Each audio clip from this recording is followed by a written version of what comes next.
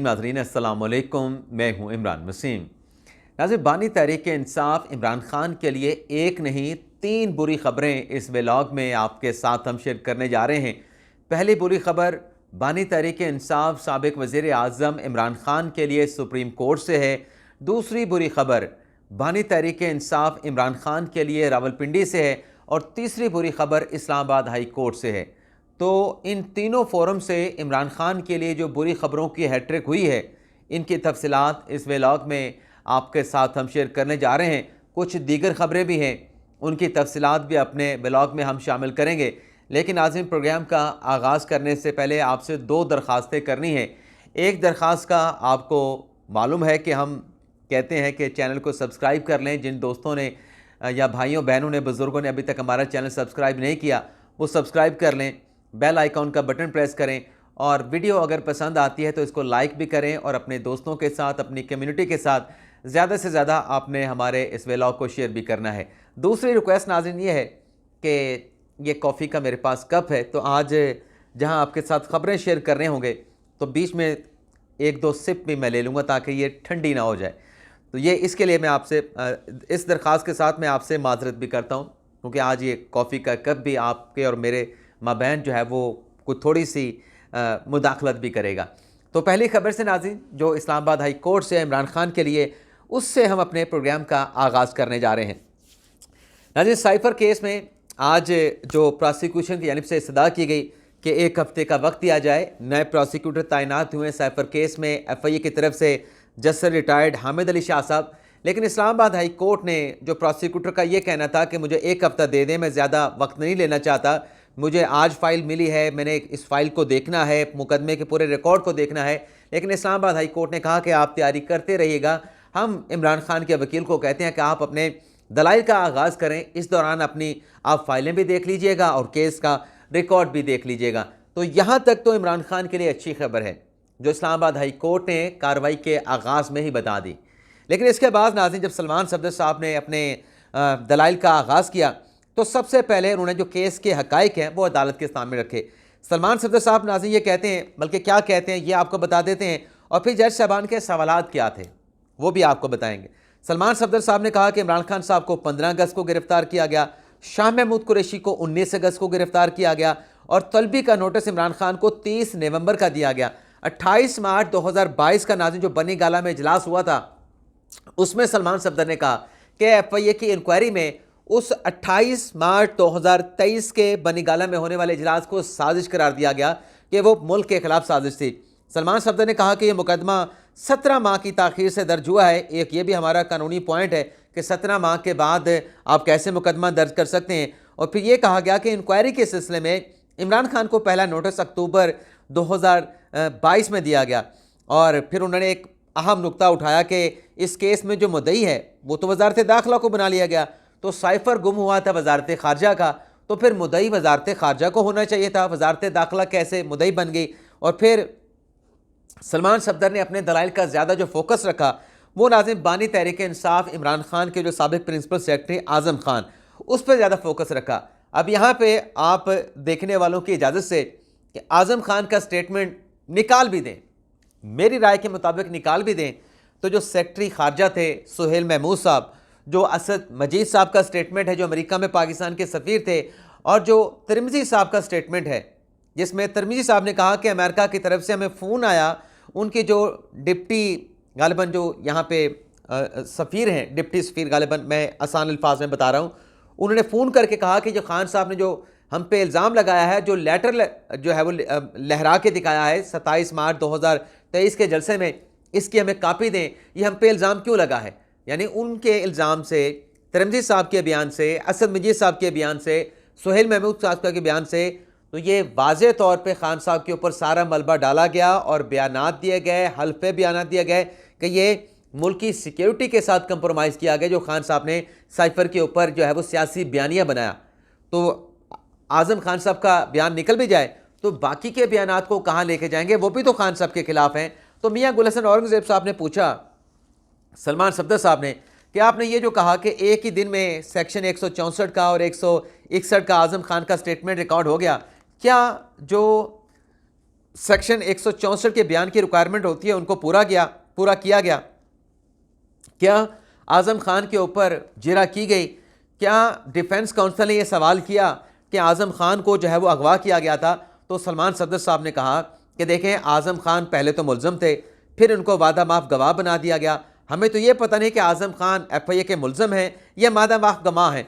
फिर आमिर फारूक साहब ने कहा, chief justice Islamabad high court ने, कि डिफेंस काउंसिल को अपनी जिम्मेदारी पूरी करनी चाहिए थी। और बात बिल्कुल ठीक है कि जो आपको जिम्मेदारी मिली है वो डिफेंस काउंसिल को पूरी करनी चाहिए थी। अब अदालत इसका जायज़ा लेगी कि डिफेंस काउंसिल ने अपनी जिम्मेदारी को पूरा किया या नहीं किया। इसके बाद सलमान सफदर साहब ने कहा कि 48 घंटों में डिफेंस काउंसिल ने 21 गवाहों पर अपनी जिरा को मुकम्मल किया। गुल हसन साहब ने कहा, जस्टिस गुल हसन साहब ने, कि क्या डिफेंस काउंसिल अपॉइंट करने का कोई ऑर्डर हुआ था? ये अपनी नोयत का, यहाँ पे बड़े अहम रिमार्क्स दे रहे हैं जैसे गुल हसन औरंगजेब साहब सलमान सफदर साहब को मुखातिब करते हुए कि ये अपनी नोयत का बड़ा मुनफरिद मुकदमा है और इसमें ये इतना आसान आपको ना लें इस केस को। आइंदा समात पे सलमान सफदर साहब आपने तैयारी करके आनी है। इतनी आसानी से इस केस में जान नहीं छूटेगी। ये कौन कह रहे हैं? ये मियाँ गुल हसन औरंगजेब कह रहे हैं। और फिर आमिर फारूक साहब ने भी कहा कि ये स्पेशल कानून है जिसके तहत ये ट्रायल हुआ है मुलजमान का। तो सलमान सफदर साहब, आपने इस केस में मुनफरद नोयत का ये पहला मुकदमा है, आपने अदालत की मामनत करनी है।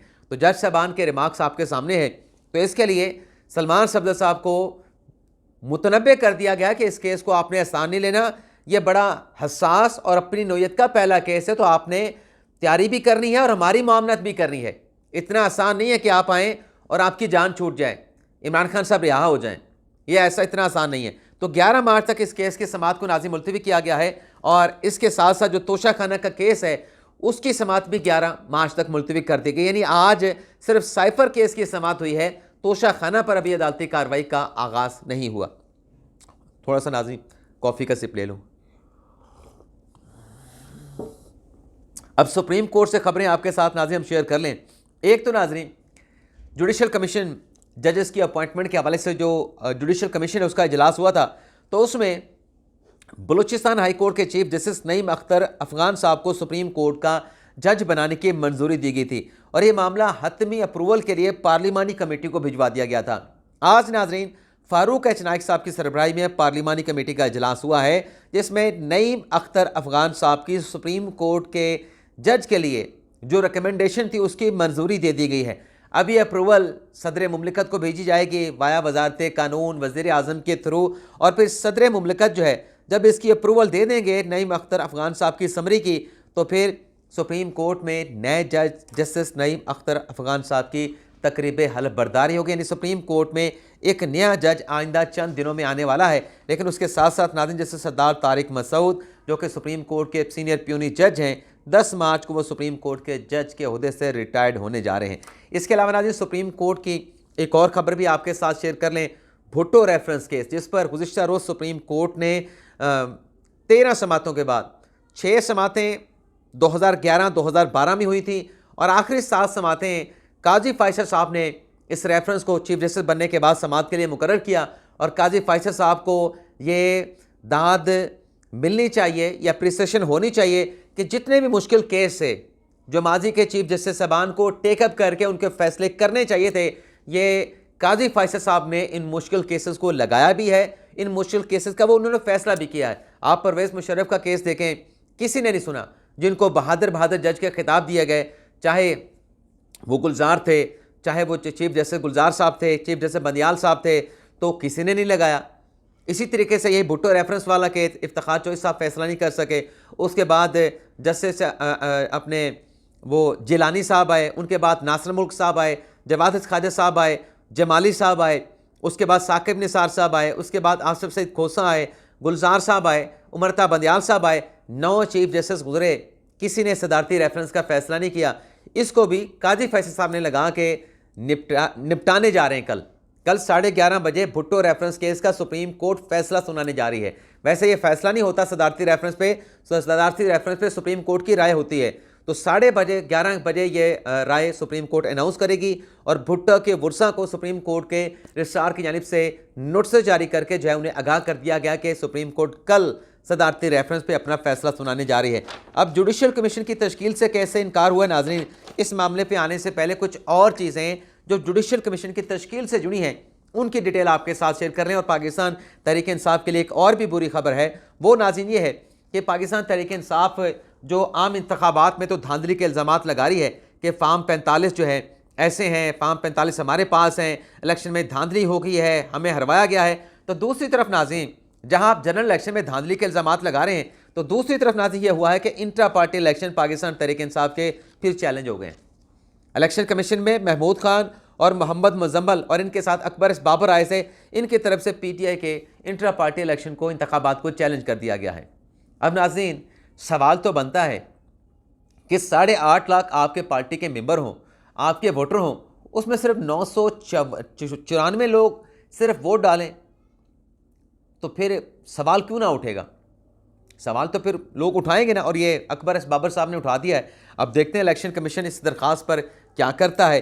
लेकिन नाज़रीन आज जो मुलाकात हुई है, वैसे नाज़रीन आपको एक और चीज़ भी बताते चलें इसी व्लॉग की वसातत से कि सदारती इलेक्शन के हवाले से एक पाकिस्तान पीपल्स पार्टी के रहनुमा हैं जिन्होंने बाजी पलट दी है, पूरा पांसा पलट दिया है। तो सदारती इलेक्शन के हवाले से क्या होने जा रहा है, कल सुबह 7 बजे के व्लॉग में आपके साथ सारी डिटेल शेयर करेंगे। लेकिन आज इलेक्शन कमीशन ने सदारती इंतखाबात के जो उम्मीदवार हैं, जिसमें जरदारी साहब हैं, अचकजई साहब हैं, उनकी हतमी फहरिस्त आज जारी कर दी है। अब आ जाते हैं जुडिशल कमीशन के मामले पर, इंतखाबी धांधली की तहकीकात के लिए जुडिशल कमीशन की तश्कील के मामले पर। नाज़रीन अली मीर गंडापुर साहब ने आज इमरान खान साहब के साथ अडियाला जेल में मुलाकात की। इस मुलाकात के बाद अली मीर गंडापुर साहब ने कहा कि एक तो इमरान खान साहब ने कहा कि धांधली के जो इल्ज़ामात लग रहे हैं इंतखाबात में, बल्कि कहा जो धांधली हुई है इसके लिए तहकीकाती कमीशन सुप्रीम कोर्ट तश्कील दे। यही नाज़रीन मुतालबा जो इमरान खान साहब का अली मीर गंडापुर साहब बाहर आके दोहरा रहे थे, यही बात एमएल वली खान साहब ने भी की। अवामी नेशनल पार्टी के खैबर पख्तूनख्वा के जो सदर हैं, उन्होंने कहा कि चीफ जस्टिस को इंतखाबी धांधली की तहकीकात के लिए जुडिशल कमीशन बनाना चाहिए। अब ये जो जुडिशल कमीशन के मुतालबे हो रहे हैं तहरीक इंसाफ की तरफ से या अवामी नेशनल पार्टी की तरफ से, इस पर काजी फैसल साहब ने क्या जवाब दिया है, क्या उनके रिमार्क्स आए हैं, मैं अभी वो डिटेल भी आपके साथ शेयर करने जा रहा हूँ। लेकिन जो फार्म 45 का तहरीक इंसाफ जिक्र करती है, चर्चा करती है या उसके ऊपर एक नैरेटिव बनाती है, उस पर एमएल वली खान साहब ने कहा है कि 70 से 75% जो खैबर पख्तूनख्वा में इलेक्शन हुआ है वो धांधली ज़दा है, उसमें तहरीक इंसाफ को जितवाया गया है। इदारों के नाक के नीचे PTI के हक में धांधली हुई है और पैसे लिए गए हैं, पैसा चला है, करोड़ों रुपया चला है, एमएल वली खान साहब कह रहे हैं। और साथ में उन्होंने ये भी कहा कि ये जो फार्म 45 लेके निकले हैं और कहते हैं कि हमारे पास फार्म 45 हैं, हमारे साथ जो है वो धांधली हो गई। उन्होंने कहा एमएल वली खान साहब ने इस्लामाबाद में प्रेस कॉन्फ्रेंस करते हुए कि ये PTI के फार्म 45 जाली हैं, यानी एमएल वली खान ने PTI के फार्म 45 को जाली करार दे दिया है। अब ये जाली है या असली है, इस हवाले से मिलाजी एक बड़ी अहम डेवलपमेंट हुई है। इलेक्शन कमीशन ने जो बार बार कहा जा रहा था कि इतने दिन गुजर गए, अभी तक इलेक्शन कमीशन ने जो फार्म 45 हैं या फार्म 46 हैं या फार्म 48 हैं या फार्म 49 है, जो कि इलेक्शन कमीशन ने जारी किए करने थे, वो इलेक्शन कमीशन की जानिब से जारी नहीं किए गए।